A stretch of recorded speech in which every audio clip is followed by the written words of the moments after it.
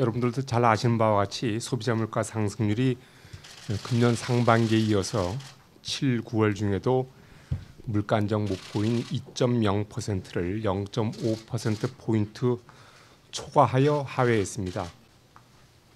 이에 지난 7월 처음 개최했던 물가 설명회를 오늘 다시 하게 되었습니다. 우선 최근의 물가 흐름에 대해 말씀드리겠습니다. 금년 7, 9월 중 소비자 물가의 전년 동기 대비 상승률은 상반기에 0.9%보다 낮은 0.8%를 기록함으로써 물가 안정 목표와의 거리가 확대되었습니다. 이와 같은 물가 흐름은 하반기 들어 상승률이 점차 높아질 것이라는 지난 7월 물가 설명회 당시의 전망과는 다른 방향이었습니다. 7, 9월 중에 물가 상승률이 상반기보다 낮아진 것은 전기료 누진제가 한시적으로 완화된 데 주로 기인하였습니다. 한편 농산물 가격은 폭염의 영향으로 오름세가 확대되었으며 이는 전기료 인하의 물가 하락 효과를 일정 부분 상쇄하였습니다. 일시적 요인을 제외하고 보면 물가 변동 요인들의 움직임이 공급과 수요 측면 모두 종전 전망과 대처로 부합한 것으로 판단됩니다. 먼저 공급 측면에서는 해외 요인에 의한 물가 하락 압력이 다소 약화되었습니다. 7, 9월 중 국제 유가는 전년 동기에 비해 13% 정도 낮은 수준이었으나 상반기보다는 하락폭이 축소되었습니다. 국제 유가를 제외한 수입 물가도 1% 내외 하락하여 내림세가 상반기에 비해 둔화되었습니다. 수요 측면을 보면 상반기에 이어 7, 9월 중에도 내수가 완만한 개선세를 이어감에 따라 물가 하락 압력이 확대되지는 않았던 것으로 판단됩니다. 향후 물가 여건을 살펴보면 공급 측면에서는 국제 유가가 주요 산유국의 공급 과잉 해소 노력, 세계 경제의 점진적 회복 등으로 원유 시장의 수급 여건이 개선되면서 완만한 상승세를 보일 전망입니다. 기타 국제 원자재 가격도 세계 수요 회복 등으로 상승세를 유지할 것으로 예상됩니다. 수요 측면에서는 기준금리 인하 등 그간의 완화적 거시경제 정책이 시차를 두고 효과를 나타내면서 내수가 완만한 개선 흐름을 보일 것으로 예상됩니다. 또한 세계 경제 회복세가 이어지면서 수출 부진도 점차 완화될 것으로 전망됩니다. 이와 같은 물가 여건을 감안해 보면 앞으로 소비자 물가 상승률은 전기료의 한시 인하 효과가 소멸되고 국제 유가가 물가 상승 요인으로 작용하면서 점차 높아져 내년 상반기 중에는 물가 목표 수준에 근접할 것으로 예상됩니다. 이러한 움직임은 지난번 물가 전망 경로와 부합하는 것으로 볼 수 있습니다. 다만 금년 중 소비자 물가 상승률 전망치는 7, 9월 중 물가 상승률이 예상보다 낮게 나타난 점을 반영해서 지난번에 비해 소폭 하향 조정되었습니다. 한국은행은 물가 안정이 가장 중요한 책무임을 명확히 인식하고 있으며 이를 실행하기 위해 소비자 물가 상승률이 중기적 시기에서 물가 안정 목표인 2% 수준에서 유지되도록 통화 정책을 운영하고 있습니다. 그동안 경제 성장세가 더디고 물가 상승률의 목표를 계속 하회하는 상황에서 총수요 회복을 지원하고 물가 상승률을 목표 수준으로 복귀시키기 위해 기준금리를 인하하는 등 통화정책의 완화 기조를 확대해 왔습니다. 7월 이후 기준금리를 1.25%에서 유지하고 있는데 이러한 결정을 함에 있어 소비자 물가 상승률이 일시적 요인의 소멸 등으로 내년 상반기 중에는 목표 수준인 2.0%에 근접할 것으로 전망되는 점을 고려하였습니다. 한국은행은 통화정책을 운영함에 있어 또 다른 책무인 금융 안정에도 유의해 왔습니다. 가계대출이 계속 빠르게 증가하고 미 연준의 정책 금리 인상 가능성 등으로 국제 금융시장의 불확실성이 높은 상황에서 통화 정책의 완화 정도를 더 확대할 경우에는 가계 부채 누증과 금융 외환 시장의 변동성 증대 등 금융 안정 측면의 리스크가 높아질 가능성이 있다고 판단하였습니다. 앞으로도 한국은행은 소비자 물가 상승률이 목표 수준에 수렴하도록 최선을 다할 것입니다. 다만 통화 정책의 효과가 상당한 시차를 두고 나타나는 점, 물가의 단기적 움직임에 경직적으로 대응할 경우 경기 변동성이 확대되고 금융 불균형이 심화되는 부작용을 초래할 수 있는 점 등을 감안하여 중기적 시기에서 소비자 물가 상승률이 목표 수준에 근접하도록 통화 정책을 운용해 나갈 것입니다. 아울러 효과적인 통화 정책 수립을 위해 물가 상황을 보다 자세하게 파악할 수 있도록 소비자 물가 상승률 외에 기조적 물가 흐름을 나타내는 근원 물가와 기대 인플레이션 등 다양한 지표를 면밀하게 살펴보는 한편 경제 상황 판단 및 전망 능력도 확충하도록 하겠습니다.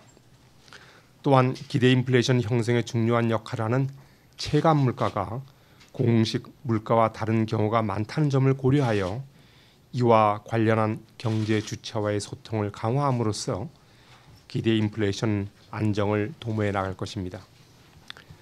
이상으로 최근 물가 안정 목표제 운영 상황에 대한 설명을 마치겠습니다. 지금부터 질문을 받도록 하겠습니다. 질문하실 때에는 소속과 성명을 말씀해 주시면 고맙겠습니다. 서울경제신문 김상훈 기자입니다. 전망 보고서를 보면 내년 유가 49달러 기준으로 내년 상반기에 물가가 1.9%가 돼 있던데 산유국 감산으로 유가가 오른다고 하는 것은 대체적인 전망인 걸로 알고 있습니다.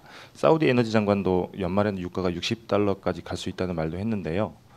그렇다고 하면 앞으로 물가가 예를 들면 49달러 기준으로 1.9인데 60달러까지 간다고 하면 그 목표치를 넘어설 수도 있을 것 같은데 그렇다면 앞으로는 디플레 압력보다는 인플레 압력이 커질 수 있는 상황이 올 수도 있다고 볼 수 있는 건지 답변 부탁드리겠습니다. 네, 지금 김 기자 말씀하셨듯이 내년도 물가 전망할 때 석유 도입 단가를 저희들이 배럴당 49달러로 이렇게 전제를 했습니다. 물론 여기서는 이제 그 오펙의 어떤 감산 이행 가능성 등을 이제 염두에 뒀습니다만, 물론 11월 오펙 석유 장관 회의 때 국별 생산량 규모가 다 타결이 되고 이런 감산 합의가 최종 합의에 이르러서 지금 말씀하신 대로 석유 가격이 저희들이 예상했던 것보다 그 이상으로 물론 올라갈 가능성도 있습니다. 그렇지만은 저희들이 큰 폭의 상승은 좀 어렵지 않느냐 이렇게 생각을 했습니다. 아무래도 이렇게 좀 석유 가격이 오르면은 셰일 가스의 또 증산이 뒤따라서 석유류 가격을 어느 정도 상승하는 것을 조금 이렇게 좀 누르는 그런 효과도 있을 것 같고, 또 아무래도 국별로 생산량 규모를 타결하기까지는 조금 불확실성이 많이 남아 있기 때문에 저희들이 이렇게 좀 보수적으로 봤습니다만, 물론 큰 폭으로 오른다고 한다면 그럴 생각보다 물가가 더 오를 가능성도 있습니다. 좀 물가를 이제 전망함에 있어서 유가가 물론 상당히 이제 중요한 변수이긴 합니다만, 또 이외에 물가에 영향을 주는 다른 요인도 있습니다. 대표적인 것이 공공요금, 서비스 요금, 그런 에너지 요금 같은 것이 큰 영향을 줄 텐데, 우리나라의 경우 이런 일종의 이제 규제 가격이라고 하죠. 공공 서비스 요금이 중심이 되는 그런 규제 가격의 한 비중이 또 한 20%를 넘기 때문에 이런 공공 요금 정책도 또 앞으로의 물가 흐름에 상당한 영향을 줄 것으로 이렇게 생각을 하고 있습니다. 네. 다음 질문을 받겠습니다. 예, 머니스의 유엄식 기자입니다. 그 설명 자료를 보면 중반에 이제 그 수요 측면에서는 물가 하락 압력이 확대되지 않았다. 7, 9월 중에. 그러면 이건 사실상 현재 경기 상황이 이제 디플레이션이라는 뭐 이런 전문가들의 지적에 대해서는 어느 정도 동의하지 않는다는 입장을 밝히신 건지 궁금하고요. 그리고 수요 측면에서 중간 부분에 기준금리 인하가 그동안 그 어느 정도 물가의 상승 압력을 줬는지 좀 계량한 게 있다면 좀 알려주시면 감사하겠고, 그리고 마지막에 체감 물가 문제는 계속 나오고 있는데 그 이 소비자 물가 상승률하고 좀 가장 괴리가 많은 게 어떤 게 가장 좀 크게 작용하고 있는지 하는 내부적으로 어떻게 보고 계시는지 좀 궁금합니다. 네, 결론적으로 말씀드려서 지금의 상황을 디플레이션 상황이라고 볼 수는 없습니다. 그 코어 인플레이션이 그 1%대 후반을 나타내고 있는 것에서 알 수 있듯이 현재 낮은 그런 물가 수준은 국제 유가 등 그 공급 요인에 주로 기인하고 있습니다. 그리고 그 기대 인플레이션이 2% 중반에서 또 안정적으로 유지되고 있다는 점, 또 내년 상반기 중에는 좀 전에 설명드렸듯이 그 소비자 물가가 상반기 중에 목표 수준에 그런 근접할 것이라는 점, 이런 것을 종합해 볼 때 현 상황을 이제 디플레이션이라고 볼 수는 없겠습니다.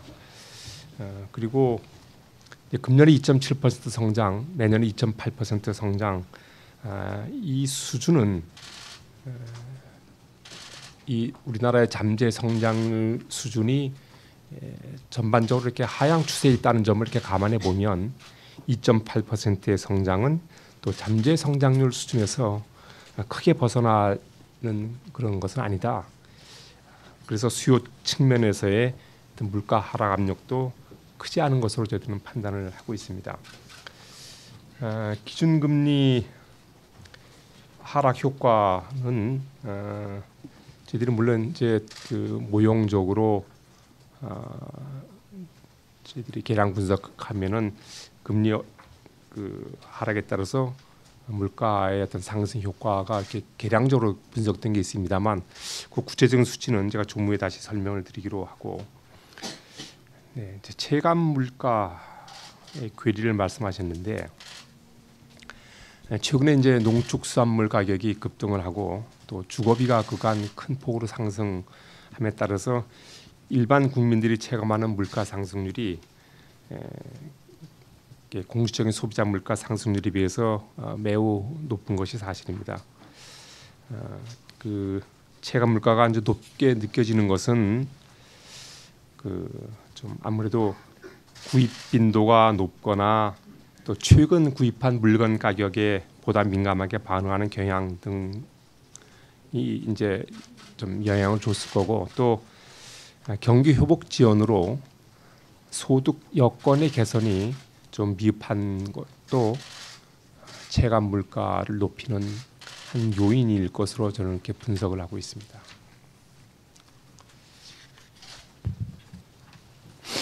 예, 다음 질문해 주시기 바랍니다. 네, 연합인포맥스 전소영 기자입니다. 김영란법 시행으로 외식 가격이 전반적으로 좀 내려가고 내수입축이 가시화됐다는 평가들도 일부에서 나오고 있는데요. 김영란법의 영향이 물가에 어느 정도 반영이 됐는지, 그리고 구체적으로 어떤 영향을 미친다고 평가하시는지 좀 설명을 좀 부탁드리고요. 그동안 이제 저물가 기조에 대해서 유가 하락의 영향이 크다고 계속 설명을 해주셨는데, 한국은행이 올해 소비자 물가 전망을 내놓은 이후에 1년 내내 물가 전망치를 하향 조정을 하셨습니다. 하느니 이제 유가 하락의 여파와 뭐 전기료 인하 같은 이런 요인들을 제대로 반영하지 못했다라는 이런 평가도 일부에서 하고 있는데요. 이에 대한 한은의 입장이 궁금하고, 그리고 이제 최근 유가 상승이 이제 사실은 감산에 따른 이제 공급층 요인 때문에 유가가 오르고 있는데요. 만약에 지난 3월달과 6월달 두 차례 기준금리 인하에 저물가가 그 기준금리 인하를 하는 요인이 됐다면, 앞으로 한은이 통화정책을 펼 때 공급 측에 따른 물가 상승 요인도 고려 대상이 되는지 설명 부탁드립니다. 첫 번째 질문이 김영란법 시행에 따른 이제 물가 영향 말씀하셨는데, 김영란법이 시행돼서 만약 그 결과로 인해서 소비가 위축이 된다면 그것이 그 어떤 수요 면에서 어떤 물가 하락 압력으로 작용할 수는 있겠습니다만 저희들이 이제 조금 있다가 그 내년도 경제 전망 내역을 설명드릴 계획으로 있습니다만 전반적으로 그 내년에도 어떤 내수가 지금의 회복 흐름을 이어갈 것으로 이렇게 보임에 따라서 김영란법 이것이 직접적으로 그 내수의 물가에 큰 영향을 줄 것으로 생각하지는 않습니다. 물론 영향이 없진 않겠습니다만 그것을 감안한 전반적인 그 내수가 회복 흐름을 이어갈 것을 보기 때문에 저희들이 내년도 이렇게 전망을 한 것이고 이 기술적인 문제이긴 한데 만약에 그 음식점도 예를 들면 말이죠. 음식점에서 음식 그 가격을 낮추면은 대부분 이제 품질 조정을 통해서 낮추게 될 겁니다. 어떤 원재료를 좀 어떤 재료를 뺀다든가 하는 식으로. 그래서 품질 조정으로 인한 가격 하락은 사실상 소비자 물가에 그 지수 산정할 때 그것은 반영하지 않는 그런 기술적인 문제가 있다는 정도 말씀을 드립니다. 그 전망을 하고 이제 여러 번 하향 조정을 해서 유가 하락 같은 것을 제대로 반영하지 못한 거 아니냐라는 질문을 하셨는데 물론 유가가 잘 아시다시피 금년 초에 대단히 큰 폭으로 유가가 하락을 했습니다. 유가 하락의 그 유가의 흐름이 미처 예상할 수 없는 다른 여러 가지 요인으로 인해서 크게 변동한 것도 사실이기 때문에 그것을 다 이렇게 정확히 전망하기는 한계가 있었고 그다음에 이건 뭐 다른 데 대한 그 책임을 돌리려는 건 아닙니다만 아까 말씀드렸듯이 우리나라 물가에 이런 규제 가격의 비중이 상당히 크다고 말씀드렸는데 예를 들면 우리 전기료 한시월이 인하 있다든가 그다음에 도시가스 요금 변경 등 어떤 그 정책적 요인에 의한 그 물가 변동이 꽤 큰데 그것을 사전에 예상하기란 쉽지 않다고 이렇게 생각을 합니다. 물론 그러한 그 규제 가격이 경제적 요인도 뭐 감안하겠지만 그 다른 어떤 측면이 또 거기에 고려 대상에 들어가기 때문에 이런 것을 사전에 예상하기란 좀 어려운 점이 있다는 것도 이해해 주시길 바랍니다. 그 공급 측 요인에 대해서 통화 정책으로 대응할 것인가? 근데 일반적으로 공급 측 공급 충격이라고 하는 것은 대개 이제 일시적 성격이기 때문에 통화 정책으로 대응하지 않는 것이 그것이 타당하다고 봅니다.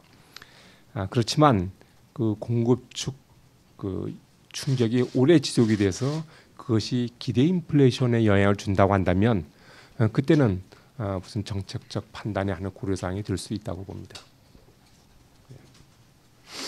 예, 다음 질문 부탁드립니다. 예, 한국경제TV 이근영 기자입니다. 저물가가 계속되는 상황에서 이 소비나 투자가 지연이 되고 고용이 위축되는 부작용이 있는 걸로 알고 있는데요. 최근에 이 저물가 장기화가 우리 실물 경제에 부작용을 끼치고 있다고 보시는지, 만약 그렇다면은 한국은행은 그 정도를 어느 정도로 평가를 하시는지 궁금합니다. 또 만약 앞으로 물가가 이 중기 안정 목표에 어느 정도 부합하게 되면 이런 부작용들이 좀 해소될 것으로 전망하시는지도 궁금합니다. 제가 그 저물가의 장기화가 구체적으로 우리에게 부작용이 있다는 전제하에 제가 답변을 드리지 않고 일반적으로 이론적으로 저물가가 장기화될 경우에 그런 경우에 일단 부작용을 한번 말씀드리겠습니다. 그래서 뭐 이론적으로 설명할 수 있는 부분이니까요. 이제 저물가가 장기화되면 일반적으로 생각할 수 있는 것이 아무래도 임금 상승률 둔화로 연결되고 그렇게 되면 그것이 가계 소득 증가를 둔화시키고 그것이 소비를 위축시키는 그런 이제 경로로 작용할 수 있을 겁니다. 또 이제 물가가 뭐 하락한다든가 하면은 기업 입장에서 보면 어떤 그 매출의 그 둔화 이런 걸로 이어지기 때문에 기업의 생산 활동, 생산 유인도 좀 낮아지고 그에 따라서 좀 투자가 저하되는 그런 측면이 있을 것입니다. 그래서 저물가가 장기화된다고 하면 생산이라든가 소비 또 금융 활동 면에서도 좀 활력을 떨어뜨리는 그런 측면이 있습니다.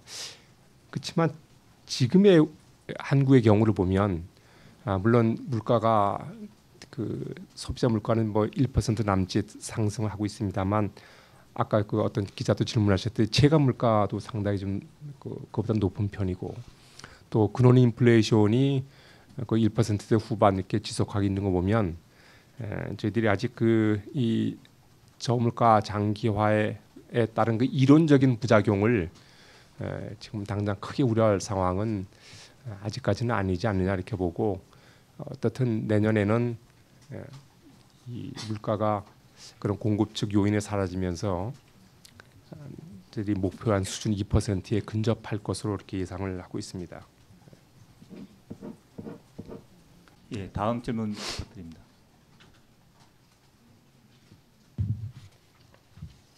네, 안녕하세요. 이데일리 경경입니다. 기대 인플레이션 같은 경우에는 설문조사 방식으로 이어지는데 좀 물가가 널뛰는데도 2.5% 수준에만 좀 머무는 이유가 뭔지 궁금하고요. 기대 인플레 관련해서 경제 주체와의 소통을 강화하겠다고 하셨는데 어떤 방안이 있을지도 알려주시면 좋겠습니다. 기대 인플레이션은 이제 지금 지적하셨듯이 서베이 방식에 의해서 산출을 합니다.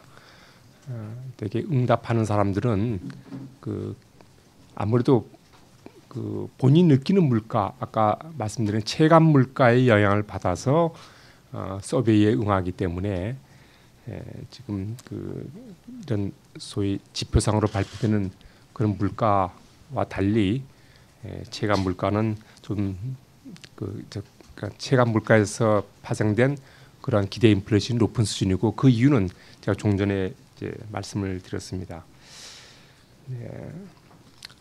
저희들이 제가 모두 발언에서 말씀드렸듯이 한국은행의 가장 주된 목적은 이제 물가 안정이고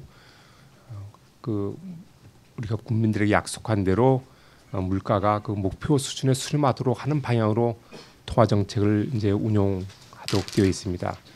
근데 최근 수년간 실제 물가 우리 공식적인 소비자 지표 물가가 우리 목표 수준을 많이 밑돌았고 그에 따라서 이제 통화 정책 운용과 관련해서 소통하는데 대단한 어려움을 저희들이 겪어왔습니다.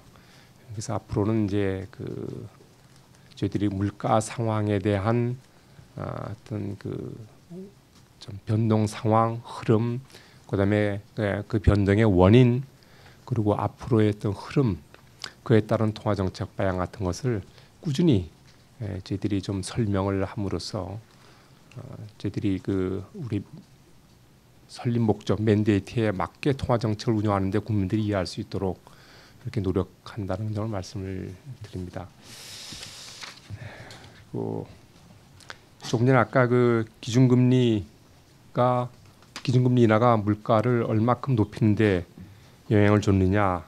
사실상 그것은 기준금리 인하가 물가 상승 그다음에 뭐 소비 투자의 증가 이렇게 실물 경제에 파급을 미치는 데는 상당한 시차가 있습니다. 그래서 저희들이 어떤 여러 가지 추정 모형을 통해서 일단 좀 과거의 어떤 그런 흐름을 토대로 해서 추정한 결과를 갖고 일단 저희들이 말씀을 드리면 기준금리 한 25bp 인하를 할 경우에 소비자 물가 상승률을 매년 0.04% 높이는 것으로 그렇게 계량 모형 결과 이제 추정을 하고 있습니다.